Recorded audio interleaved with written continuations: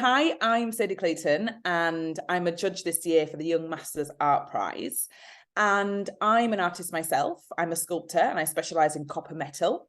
And whether that be through public art sculptures or through smaller commissions or through visual art, copper is my thing.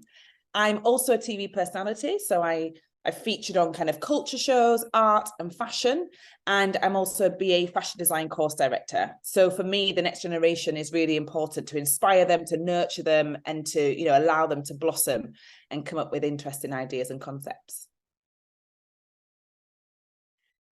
Being a judge for Young Masters this year, I think it's a real step in the right direction for me as a woman of colour in the art world, but also as a sculptor. Because I love that educational side, being a BA fashion course director, I feel that my feedback and my eye and my view on other people's art can be, can be quite revolutionary. Like I want these young artists to feel like they've got a place in this world. And because of that, I want to ensure that I see a strong visual narrative. I want to be able to see a strong idea of concepts. I want to be able to see originality, authenticity, all those things that are really important that education often don't give those kind of paths to explore. So I'm hoping that being on the judging panel this year, that I can be that reason for that. I'm looking for originality. I'm looking for shape, form, texture. I'm looking for authenticity, and I'm looking for a really clear visual narrative. I want to see a concept that's been built into this piece of work that really, says a lot of words. I want this to be inspiring. I want to be able to look at it and remember it forever. And I think if I see that, I'll be a very, very happy judge. What do you love to see in the work of an emerging artist?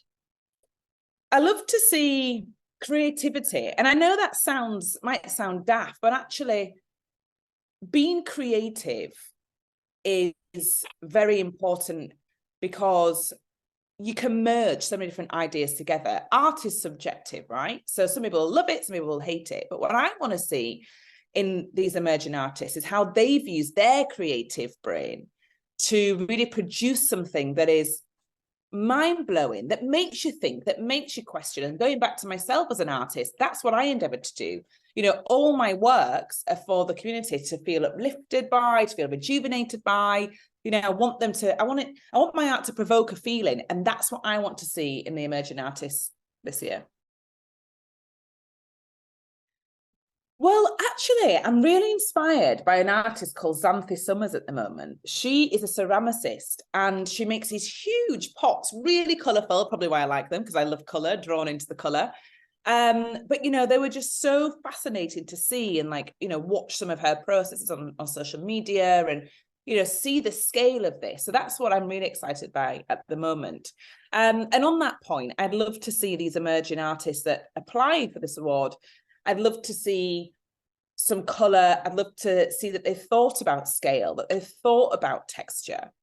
There's so many paintings in this world, but actually, how can you bring a painting to like a three-dimensional form?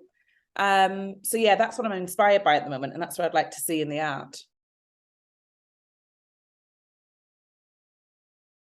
So Young Masters is an important prize for artists to enter this year because it's great to get that recognition as an artist. Been an artist myself and having trained in fashion design and stepped into the art world, I wasn't trained in fine art. I don't necessarily know the processes of being an artist through galleries, through representation, through commissions. I just sort of worked my way through it by fusing fashion art and tech in my early career.